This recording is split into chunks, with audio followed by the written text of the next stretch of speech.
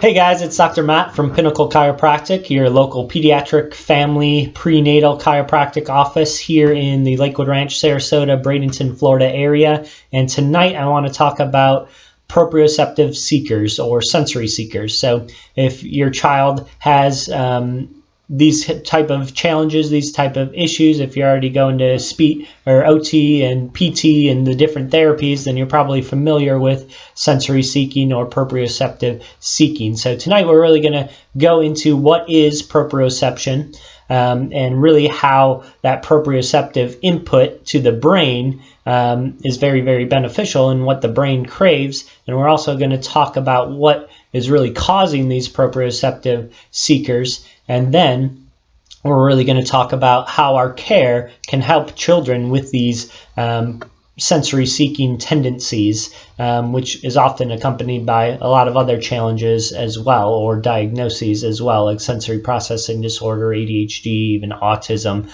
A lot of those proprioceptive seekers are going to end up with those labels or diagnoses as well. So tonight we're going to dive into really what proprioception seekers looks like. And so Dr. Jordan, the other doctor on staff in our office, and I are very passionate about taking care of children with these issues. So I've got about 5 years of experience working with proprioceptive seekers. Dr. Jordan has about 3 years of experience working with these children. And so we have advanced training in working with these children and have a ton of experience working with these children. And so let's really start off by defining what proprioception is. So when we talk about proprioception, what it really is the way our body or our brain perceives where our body is in space, or where the brain perceives where our body is within our environment. So proprioception, essentially using this analogy, is how my brain perceives where my hand is in relation to my body or my face here. So as I move it closer, it can sense that it's getting closer. As it's getting farther away, it can sense that it's getting farther away. That proprioception is what really senses that. And so when we talk about two different modes of communication within the body, there's really two different types. The first one is the most common that we think of, and that is the brain-to-body communication. So that brain-to-body communication, essentially where the brain is sending signals to our body and different parts of our body, and then telling basically those parts of the body what to do. And if we talk about the other mode of communication within the body, it's really that body back to the brain communication. This is where proprioception really lies, is that body to brain communication. That proprioception is essentially body to brain communication. And so when we really talk about two different types of sensory feedback to the brain, there's two types. And the first one is proprioception. That basically is good feedback to the brain. It is calming input to the brain. It's almost like a protection input to the brain. It lets the brain know everything's moving properly, everything's aligned properly, and then thus the body is functioning properly, or the joints of the body are functioning properly. So therefore it sends that kind of calming input to the brain. It's what the brain really craves, is that proprioceptive input. The opposite mode is really, or sensory feedback to the brain, is called nociception. That nociception is essentially noise to the brain. It's noisy, stressful input to the brain. And so I like to use the analogy of two keys and a lock when talking about that sensory input to the brain. We think of proprioception and nociception as two identical keys competing for one lock. If you think of the brain as a deadbolt lock, these proprioceptors and these nociceptors are that identical key competing for that one lock. So our joints of our body, as we'll talk about a little bit later on, all have receptors, and those receptors are basically proprioception and nociception are competing for that receptor. And so only one of those keys, that proprioception or nociception, can get stuck into that lock, can get stuck into that receptor that gets that feedback back to the brain. And so when we're talking about this, what we see in a lot of our high-paced kiddos, these are the kids that, are typically the sensory seekers, the proprioceptive seekers, they're moving a million miles a minute, is oftentimes that nociceptive noisy key gets stuck into that receptor, which then that input goes back to the brain. It's like their brain is getting all of this noisy, increased stimulation to it, which is why a lot of these kids get overstimulated very easily. And so those proprioceptive seekers, or those sensory seekers, that nociceptive noisy key input to the brain is basically firing, which is why they're craving all of that proprioceptive input. The things like the head banging, the oral stimulation, biting, chewing on things, or it could be bumping into things. They're craving that proprioceptive input because they're getting all of that noise input to the brain. So when we really talk about these sensory seekers, it's because that nociceptive key got stuck into that lock, which is that reception or input to the brain. And so how we can really kind of change that is if the nociception key gets stuck into that lock, and that input to the brain is basically all nociception, and we have to increase that proprioception input to the brain. We have to increase that calming input to the brain, which is why a lot of these kids are seeking out those different things like we talked about, the head banging, the chewing, the bumping into things, the hitting, the physical play, those type of things. And so if we really look at those things, they're pretty much an outward in approach to increasing proprioception. So when we think about these receptors, when things aren't moving properly within our joints and when things aren't aligned properly within our joints, that proprioceptive input is lessened or decreased. So the way to really get down to the root of this is we have to get things moving properly,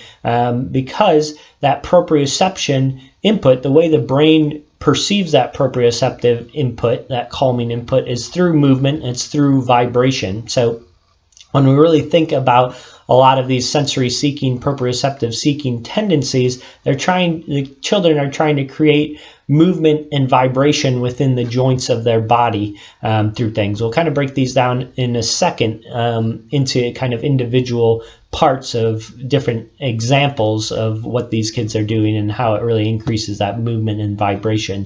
So really, to get down to the root cause, is we have to get those receptors moving properly, and that is going to get down to the root cause, and it's going to increase that overall proprioception, and it's going to stick that proprioceptive key within that lock, so that nociceptive, that noise, can't get into that lock, can't get to the input into the brain, essentially.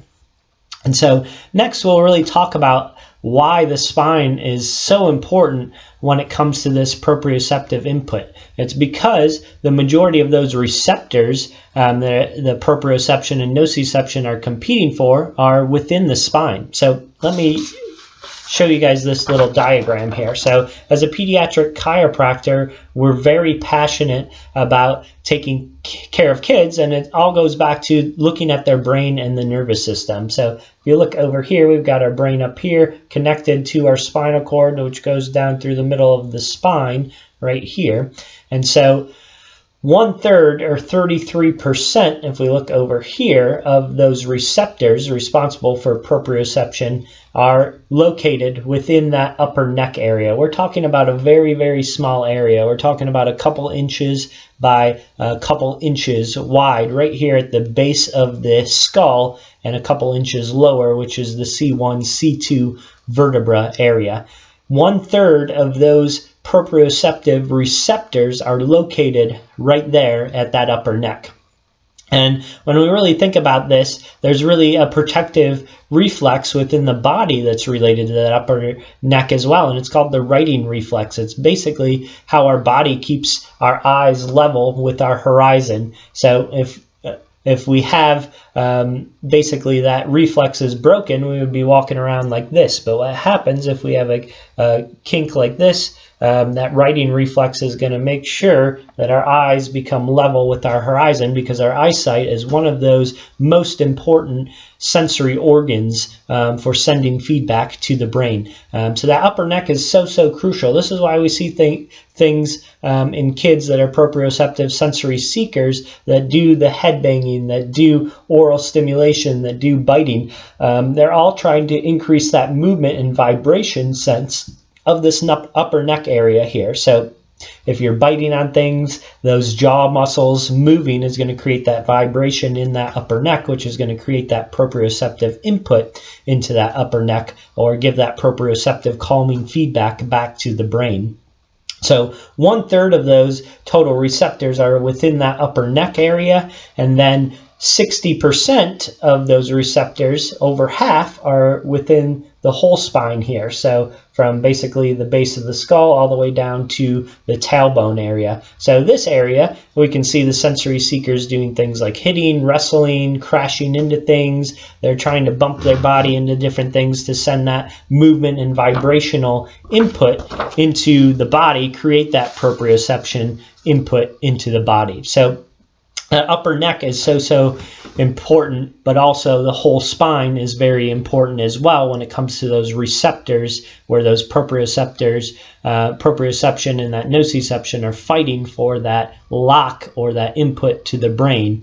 And so what happens when that spine basically becomes misaligned and fixated, it loses that proper motion, is once again going back to that nociceptive input, that noisy input, that nociception key gets stuck into the lock. So we're getting that noisy input into the brain.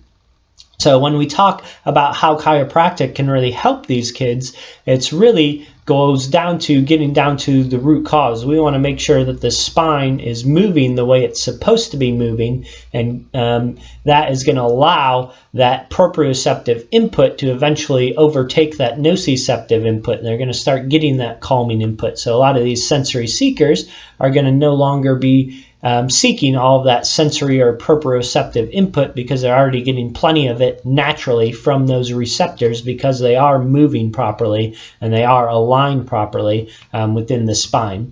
And so about the other 7% of those receptors are going to be located within like the hands, the feet, and the groin area. So a lot of the kids might be really touchy with things, or they might be even touching their private parts down there a lot, because they're trying to seek that proprioceptive calming input in those areas. Those are the next kind of group of areas where we see them rich in those receptors for that proprioception, that calming input. So a lot of the times when we talk about different therapies and stuff, it's really and all these different other avenues, things like brushing, weighted vests, weighted blankets, all of these things are beneficial, but they're more of that outward in perspective. They're working on only 7% of those proprioceptors, whereas when we get those receptors moving properly through chiropractic care,